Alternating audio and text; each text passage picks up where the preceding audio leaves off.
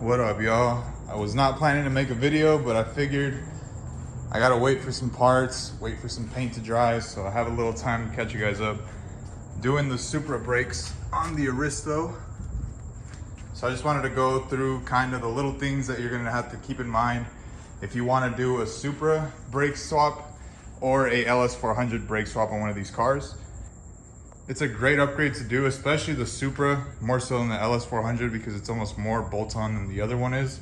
And we'll go into that a little bit, but the calipers after returning cores were about 200 bucks. The front rotors, I believe, were about 175 and the rears were about 150.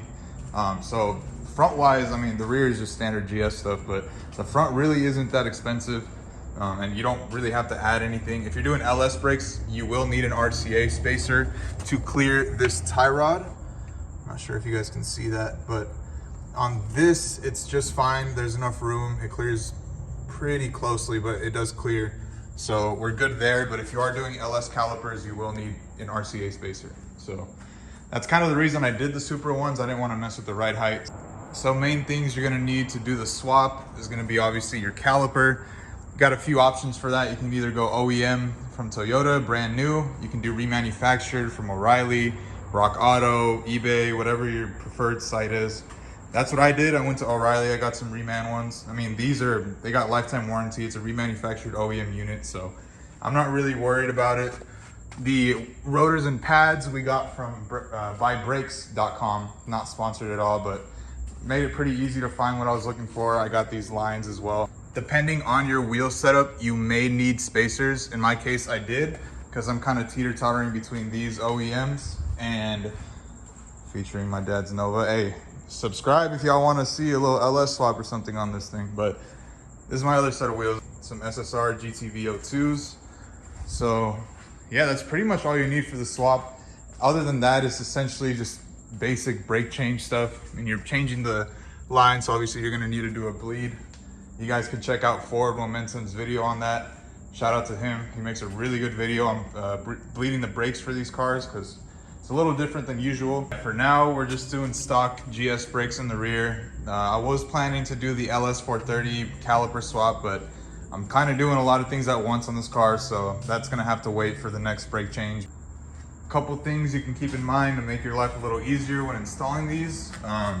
So you're pretty much just gonna work at, all right, hold on. Anyway, yeah, you're pretty much just gonna be focusing on these 17 millimeters that hold the actual caliper to the spindle. I don't have my original calipers to show you, but I made the mistake of taking them apart because I don't know, for some reason I figured I was gonna reuse the caliper brackets somehow, even though it's physically impossible, but now I know that. So don't bother touching the 14 millimeter sliders. Just pop those off the spindle, these 17s. Whole caliper comes off. You take those to the shop, get your money back for the core, all is well.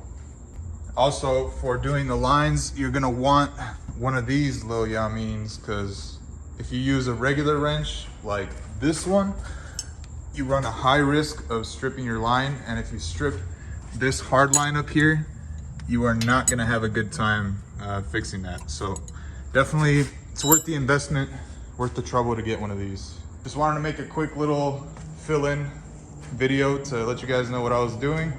If you have any questions about doing this swap, I've done pretty extensive research on both these and the LS caliper swap. So let me know, I'm down to help, and you guys have a good night.